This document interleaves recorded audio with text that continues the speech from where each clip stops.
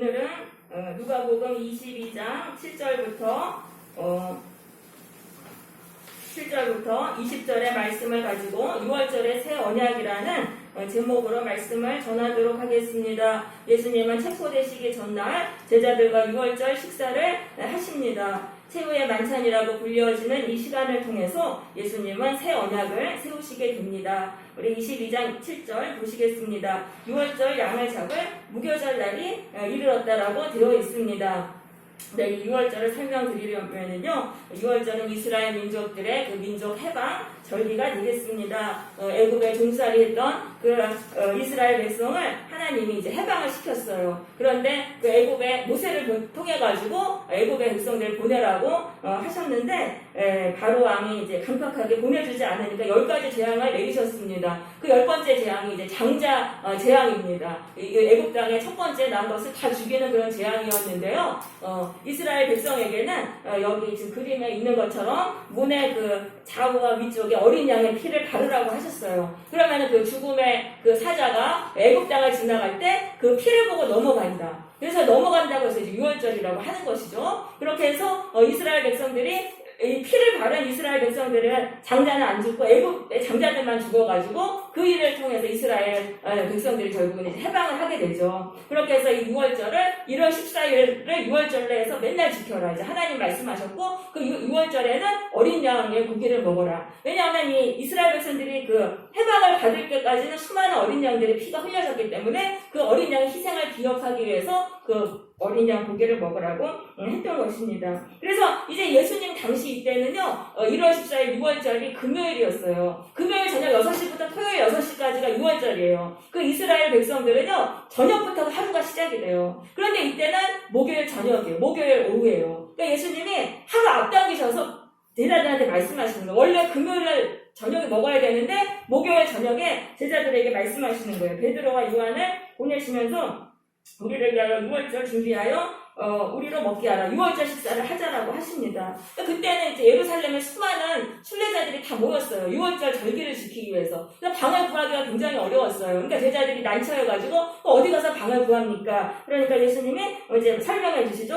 성에 가서 물동이 들고 간 사람 따라가면 그 사람이 방을 줄 것이다. 그래서 정말 그렇게 했는데 정말 예수님 말씀대로 된 거예요. 이거는 6월절 식사를 준비하는 일이 굉장히 뭔가 신기하고도 엄숙한 힘으로 초자연적인 역사로 이렇게 구해지게 됩니다. 자, 그러면서 드디어 이제 6월절 방에 이제 다 모였습니다. 식사하시려고. 그러면서 식사절에 때가 이름에 예수께서 사도들과 함께 앉으사라고 되어 있어요. 이 때라는 거는요, 결정적인 때입니다. 시대가 바뀌고 운명이 바뀌는 결정적인 때. 이것을 헬라어로 카이로스의 때라고 합니다. 그러니까 이 때는 뭐냐면 구약의 시대가 끝나고 신약이 시작되는 예수님이 새로운 언약을 세우시는 그때가 드디어 온 것입니다. 그래서 제자들, 평소에 제자들이라고 말했는데 여기는 사도들이라고 제자들을 나타내고 있어요. 그 제자들은 지금 예수님이 새 언약을 세우시는 것에 증인들로 앉아있는 거예요. 그래서 사도라고 말씀을 여기서 기록이 된 거죠. 예수님은 뭐라고 말씀하셨습니까? 내가 고난을 받기 전에 너희와 함께 이 6월절 먹기를 원하옵니다. 예수님이 다음날 금요일 3시에 십자가에 달려 돌아가세요. 근데 그 금요일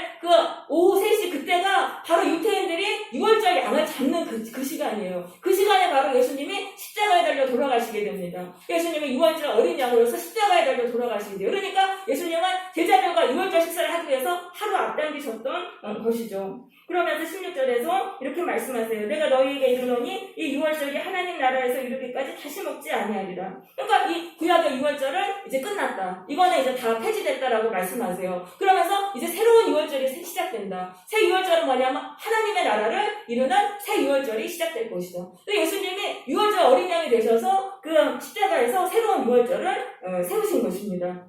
예수님이 십자가에서 그 새로운 6월절을 세우시는 그 6월절 어린 양이 되신 것입니다. 자, 여기서 이제 말씀하시는 거는 이 이스라엘 민족들이 과거에 지켰던 그 6월절, 이 몸의 해방을 주는 그거는 완전한 자유가 아니라는 것입니다. 인간의 완전한 자유는 뭐냐면 영혼의 자유라는 거예요. 이 영혼까지 자유가 되는 그 참 자유를 내가 주는 너희에게 줘서 하나님의 나라를 이루는 그런 이 6월절을 세우겠다고 말씀하시는 거예요. 그러니까 인간의 영혼이 억눌려 있다는 거예요. 인간의 영혼이 마귀들에게 억눌려 있어요. 그러면 하나님의 나라가 무너지는 거예요. 하나님의 나라는 마귀가 없는 것이에요. 마귀를 사탄이라고 하는데 이거는 하나님의 대적자라는 뜻입니다. 마귀가 쫓겨나면 하나님의 나라가 되는 거예요. 근데 인간의 영혼에 마귀가 지배를 받고 있어요. 왜 지배를 받냐면 죄 때문에 지배를 받는 것입니다.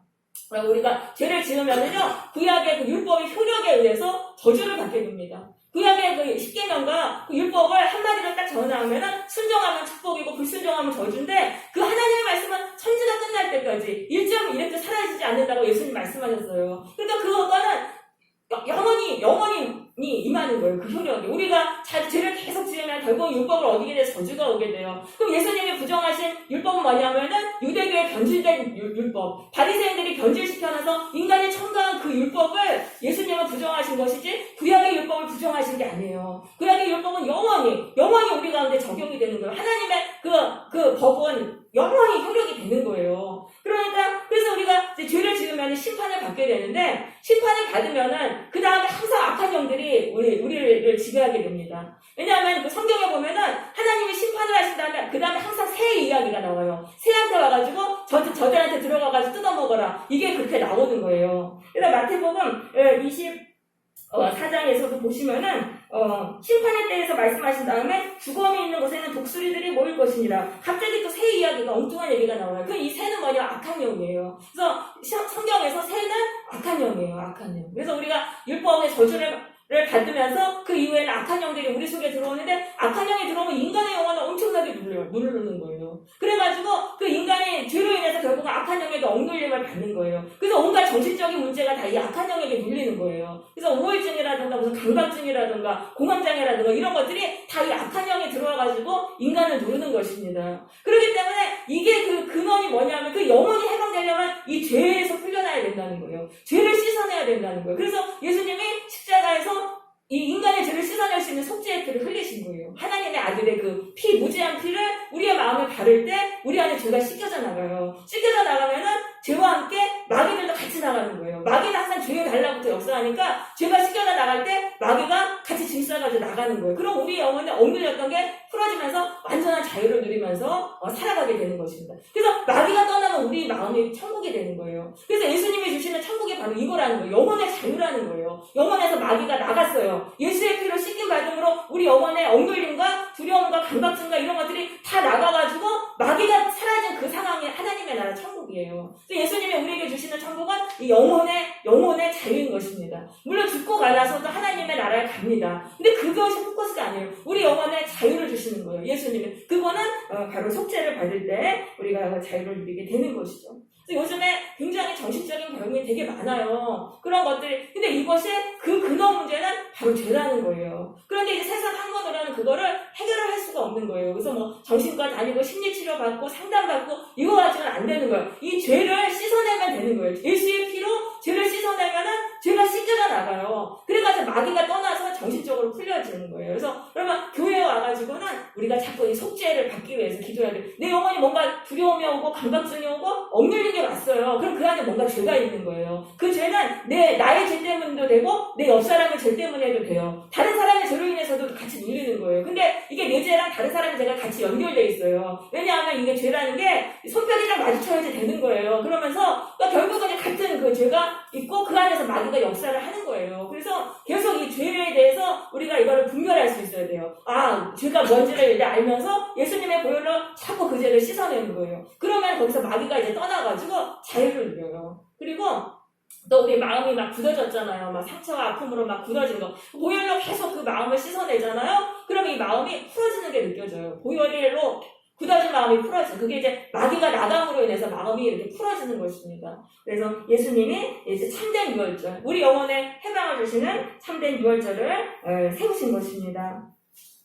자, 그러면서 그래서 예수님이 이제 말씀하시면서 이제 19절에 보서 너희가 이것을 기념하라. 떡을 가지고 이제 떼어주시면서 이것을 기념하라 라고 이제 말씀하셨습니다. 그래서 나의 희생을 기념하라는 거예요. 너희에게 참된 자유를 주기 위해서 내가 희생당했던 걸 기념하라. 그래서 이 말씀을 지키기 위해서 이제 교회는 성찬식을 했습니다. 그런데 이제 이 성찬식에 대한 견해가 조금 이제 차이가 있어요. 가톨릭은 하체설을 믿습니다. 하체설은요, 성찬식의 그 떡과 포도주를 먹는 순간에 그 떡과 포도주가 실제로 예수님의 살과 피로 변한다라고 이렇게 주장을 합니다. 그래서 이제 매주 성찬식을 하는 미사를 합니다. 가톨릭에서는. 그런데 개신교에서는 영적 임재설을 주장합니다. 이것은 왜냐하면 성찬식의 그 떡과 포도주를 먹는 순간 그때 죄와 사탄의 억압에서 풀려나는 은혜가 임한다는 거예요. 이게 바로 영적인 임재설이에요. 왜냐하면 예수님이 십자가에서 피를 흘리셨잖아요. 피로 인해서 효력이 나는 거예요. 그걸 믿는 하나님의 언약은 믿으면 효력이 우리 가운데 들어가요.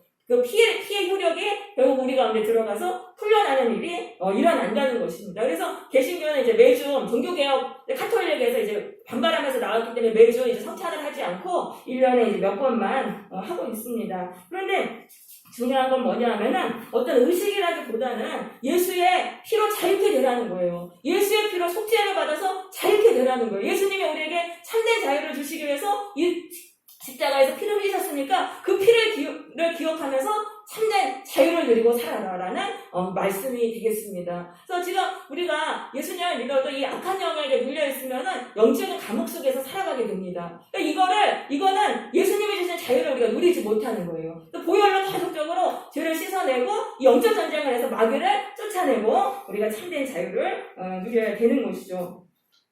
그렇게 해서 결국은 이건 뭐냐면은 날마다 속죄를 받기 위해서 기도하라는 거예요. 내 안에 있는 죄의 문제를 예수님의 보혈로 계속 씻어달라고 기도하는 게 예수님이 나를 기념하라라는 그러한 말씀이 되겠습니다. 그럴 때 우리 영혼에 이제 경직된 것들이 풀어져요. 점점 풀어지고 내 행동에도 자유가 임하게 되고 참된 자유와 해방을 누리게 되는 것이죠. 그래서 예수님이 주시는 우리 천국이 바로 이거라는 걸 알아야 돼요. 이 마음에서 마귀가 나간 거예요. 마음에서 마귀가 나가니까 억눌림이 없고 자유가 넘치고 기쁨이 넘치고 이게 바로 예수님이 우리에게 주시는 것이지 예수님이 뭐 우리가 큰 부자가 되게 해주시고 우리가 뭐 못하는 거를 막 가능하게 해주시고 슈퍼맨이 되게 해주시고 이건 아니라는 거예요. 우리의 마음이 편해야 돼요. 우리의 마음에 마귀가 나가고 평안이 오는 이것을 예수님이 주신다는 것입니다. 그러면서 20절에서 예수님이 말씀하세요. 이 잔은 내 피로 세우는 새 언약이니 곧 너희를 위하여 붓는 것이다. 예수님이 새 언약을 세우시겠다고 말씀하십니다. 하나님은요, 예레미야 31장 31절에서 이렇게 말씀하셨습니다. 여호와의 말씀이니라. 보라, 날이 이르리니 내가 이스라엘 집과 유다 집에 새 언약을 맺으리라. 그 구약의 시내산 언약이 있었습니다. 그런데 이제 새로운 언약을 세우시겠다고 얻고 약속을 하셨어요. 그런데 예수님이 내가 이제 그 십자가의 피를 통해서 새 언약을 세우리라라고 말씀하세요. 왜냐하면 하나님과 세우신 언약은 반드시 피가 흘려져야 돼요. 그래서 예수님은 새 언약을 세우시기 위해서 신약을 세우시기 위해서 십자가에서 피를 흘리신 것이죠. 그런데 이 새 언약은요, 또 영원한 언약이라고 이사야서 55장 3절, 에스겔서 16장 60절은 말하고 있어요. 그러니까 또 다른 언약은 없는 거예요. 예수님이 세우신 언약이 마지막 언약이고 영원한 언약이고 새 언약이 되겠습니다. 그러면 이 새 언약의 내용을 좀 말씀을 드릴게요. 자, 이사야서 예레미야 31장 33절입니다.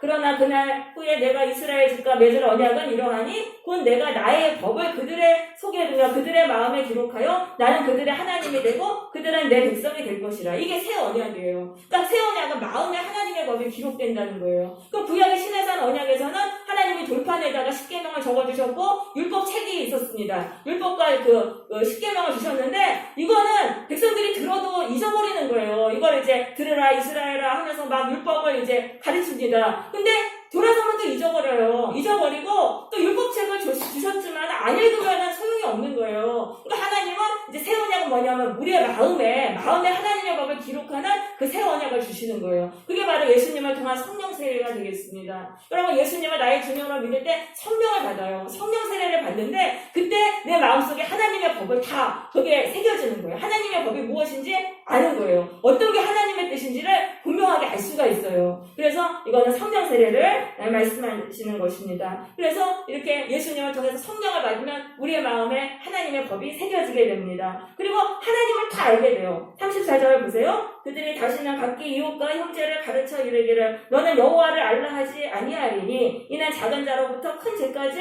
다 나를 알기 때문이라. 그래서 우리가 예수님을 통해 성령 받으면요 하나님을 알게 돼요. 하나님이 어떤 분이신지 분명하게 알게 되는 거예요. 성경을 수도 없이 읽어도 하나님이 어떤 분인지 잘 몰라요. 근데 예수님을 통해 성령 받으면 어린아이도 알 수 있어요. 하나님에 대해서 정확하게 알 수가 있는 것입니다.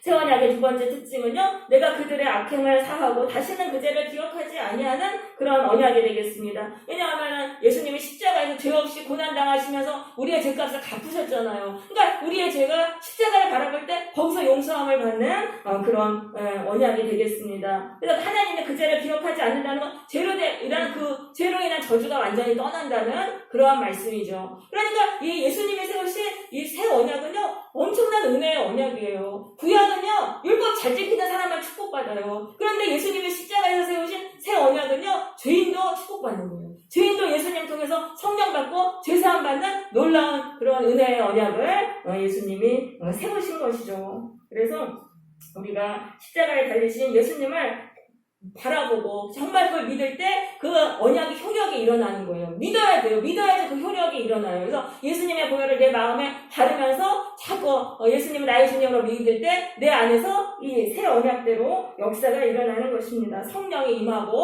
하나님을 알게 되고 죄에서 풀려나는 역사를 갖게 돼요. 그래서 교회에 오면은 예수님과 친해야 돼요. 교회에 와서 예수님과 상관없이 내가 그냥 하나님만 섬긴다. 이렇게 되면은 그 유대교로 돌아가는 거예요. 유대교 바리새인들하고 똑같이 종교생활을 하는 것이죠. 그래서 교회에 와서는 예수님을 알려고 해야 되고 예수님을 나의 주님으로 믿으려고 해야 되고 십자가를 바라면서 자꾸 우리가 죄를 회개해야 되는 것입니다. 자, 그래서 예수님이 인간에게 참된 자유를 주신다는 거예요. 예수님이 인간에게 참된 자유를 주신다. 예수님이 이것에 대해서 이제 공생의 초기에 말씀하셨습니다. 누가복음 4장 이 말씀입니다. 예수님이 나사렛 회당에 들어가셔서 이제 말씀하셨어요. 이사야서 말씀을 피면서 18절 주의 성령이 내게 임하셨으니 이는 가난한 자에게 복음을 전하게 하시려고 내게 기름을 부으시고 나를 보내사 포로된 자에게 자유를 눈먼 자에게 다시 보게 함을 전파하며 눌린 자를 자유롭게 하고 주의 은혜의 해를 전파하게 하려 하심이라. 예수님이 오신 목적은 주의 은혜의 해를 전파하러 오신 거예요. 주의 은혜의 해는 이제 희년입니다. 그럼 희년이 무엇인지 한번 가보겠습니다. 희년은 레위기 25장 8절부터 나와 있습니다. 너는 7 안식년을 계수할지니 이는 7년이 7번인즉 안식년 7번 동안 곧 49년이라. 49년이 되고 이제 50년째가 되는 그때 7월 10일 속죄일에 너는 뿔나팔 소리를 내라. 전국에서 뿔나팔을 크게 불러라고 되어 있습니다. 요게 이제 양의 뿔로 된 이 뿔나팔을 전국에다 불어요. 대속죄일에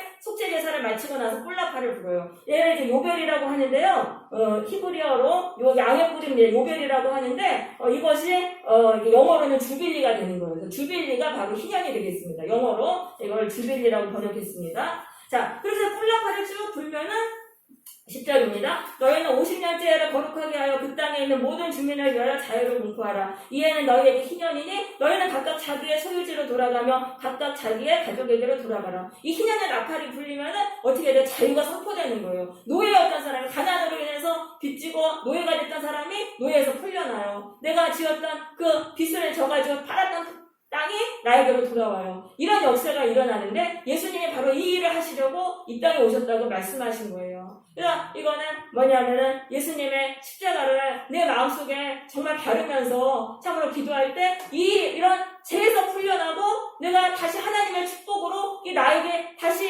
회복되는 그런 일들이 일어난다는 것을 말씀하신 것이 되겠습니다. 그래서 근데 여기서 중요한 거는 요 속죄일에 희년이 선포된다는 거예요. 속죄일에 희년이 선포된다. 그러니까 죄를 씻긴 바는 그것을 통해서만 자유가 회복이 되는 것입니다. 이걸 알아야 돼요. 우리 애가 영적으로 다 묶여 있어요. 영적으로 결박돼 있고 영적인 감옥 속에 들어가 있는데 거기서 빠져나오려면 반드시 속죄의 피를 발라야 된다는 거예요. 그래서 이 속죄일에 희년이 선포되었던 것이죠. 그래서 우리는 예수님 앞에 우리가 나와서 이 속죄의 피, 예수님의 그 십자가를 바라보고 속죄의 피로 나의 죄를 자꾸 씻어내야 됩니다. 그래야지 이제 참된 자유를 누리게 됩니다. 우리의 마음속에는 수많은 죄들이 있습니다. 미움, 시기, 교만, 음란 같은 여러 죄들이 있어요. 근데 이런 죄들이 계속 반복이 되면은 결국은 이제 그 악한 영들이 우리 안에 이제 들어오는 거예요. 그래서 우리가 영적인 감옥에서 억눌림을 당하면서 살아가게 되는데 예수님의 보혈을 내 마음에 바르잖아요. 그럼 희년이 선포되는 거예요. 희년이 부하고 선포되면서 마귀들이 이제 나가고 자유케 되는 역사가 일어난다는 것입니다.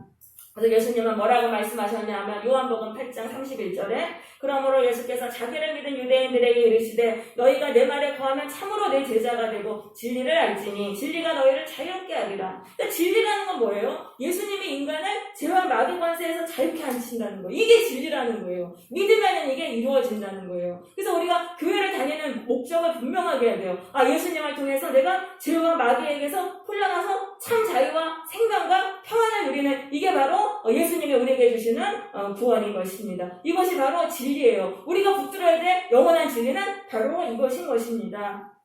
자, 그런데 계속해서 미혹이 일어났다는 거예요. 예수님을 믿었어요. 예수님을 믿어서 자유케 됐어요. 자유케 됐는데 또 다른 미혹이 계속적으로 사탄의 미혹이 일어납니다. 디모데전서 4장 1절 보세요. 그러나 성령이 밝히 말씀하시기를 후일에 어떤 사람들이 믿음에서 떠나 미혹하는 영과 귀신의 가르침을 따르리라 하셨으니, 그러니까 예수님 믿었어요. 예수님을 믿었는데 자유케 됐는데 예수님에 대한 믿음에서 떠난 거예요. 왜냐하면 미혹당해서 악한 영에게 미혹당해가 예수님을 떠나리라 라고 하셨습니다. 자기 양심이 화인에 맞아서 외식함으로 거짓말하는 자들이라. 이 자들이 거짓 선지자들이에요. 교회 안에 거짓 선지자들이 되게 많아요. 예수님 외에 다른 것이 구원의 길이다, 다른 것이 자유의 길이다라고 계속 가르치는 그런 거짓 선지자들이 많아요. 그 사람들은 이제 혼인을 금하고 어떤 음식은 먹지 말라고, 그 당시엔 그랬어요. 그랬지만은 음식물은 하나님이 지으신 거니까 감사함으로 먹으면 다 귀한 것이다 말씀하세요. 하나님의 말씀과 기도로 거룩하여 줍니다. 하나님의 말씀은 예수님의 복음이에요. 그래서 말씀과 기도밖에 없어요. 우리가 다른데 막